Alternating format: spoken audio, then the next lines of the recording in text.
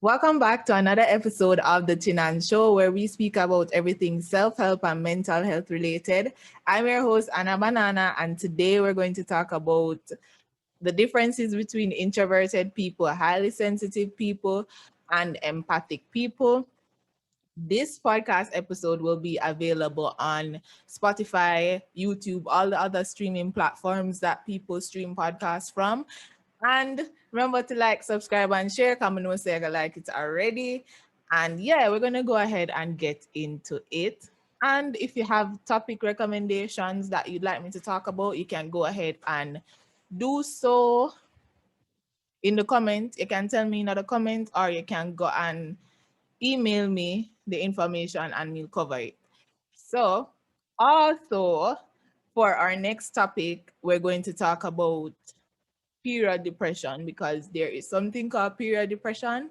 So, the next topic it's gonna come good because I know a lot of people have this issue and nobody is talking about it. And it's not until I did my own research that because I had symptoms that were worse than PMS.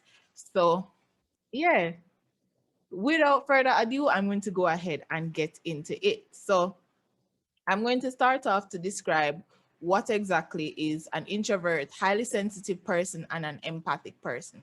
The symptoms or the signs that you are introverted, highly sensitive, empathic, and ways in which you can deal with it and probably inform the people around you that, you know, I am this type of person and this is how I deal with it.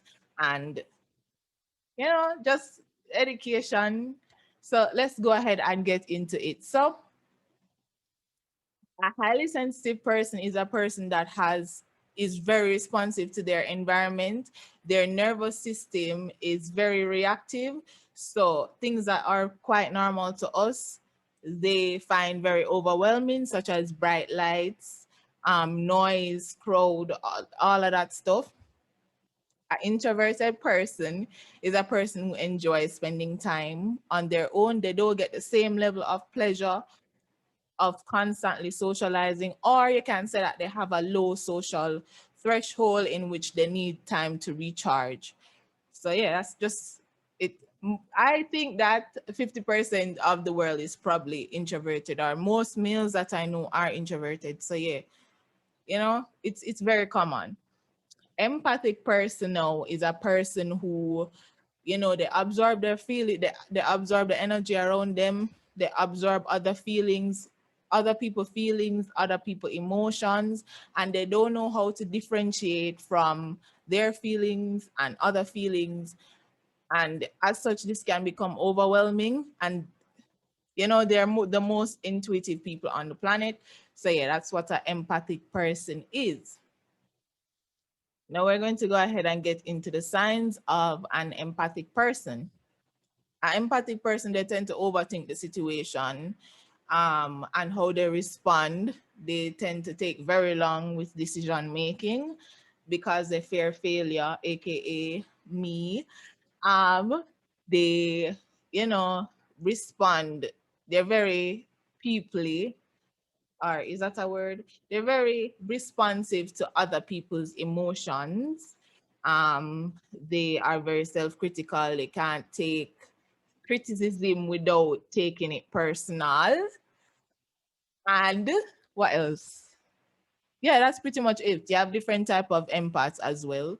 So yeah, a highly sensitive person, they don't absorb other people's feelings, but they respond um, highly to their environment, such as too much bright lights can be very overwhelming, too much noise can be overwhelming, too much of anything is very much overwhelming. And they need a lot of downtime for themselves to kind of come back, rejuvenate.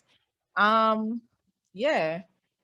So I want you to know that introverted persons aren't necessarily empaths or highly sensitive people. They just really enjoy spending a lot of time to themselves. I also want you to know that a highly sensitive person can also be an extrovert. It's just that it it's not mutually exclusive to each other, But an empath is most likely a highly sensitive person. It's just that a highly sensitive person isn't normally an empath or doesn't always have to be an empath, but an empath is always a highly sensitive person. Though ask me, I did not make the rules, but I hope say understand what me I try to say. So yeah, that's it. That's how you know if you're more than likely everybody know if them introverted or extroverted already, but not a lot of people know if they're empathic or empathic people or they are highly sensitive. So I wanted to give the main difference, which is the fact that highly sensitive people don't really absorb other people's emotions. It's just that their environment at times can be very overwhelming for them, and as such, they can have problems functioning in that environment. Um, One or a couple ways in which you can deal with this as highly sensitive person and as empathic people is surrounding yourself with an environment that will nurture you. This, not a lot of us have this type of privilege because currently in Jamaica, you know, you have the call center environment. And me as a highly sensitive person and somewhat an empath, I struggled, like really struggled in a call center environment. And it was very bad for me because like there are days when I just couldn't do anything but go home, and I did not care if I would lose money because I was physically crashing. Like I would ghost all my family for a while because I could have functioned with talking to somebody or talking to people 9 hours a day and then coming home and doing the same.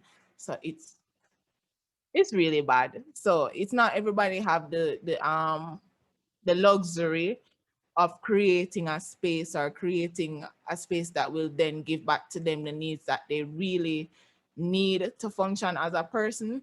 But here is what I did when I was working there.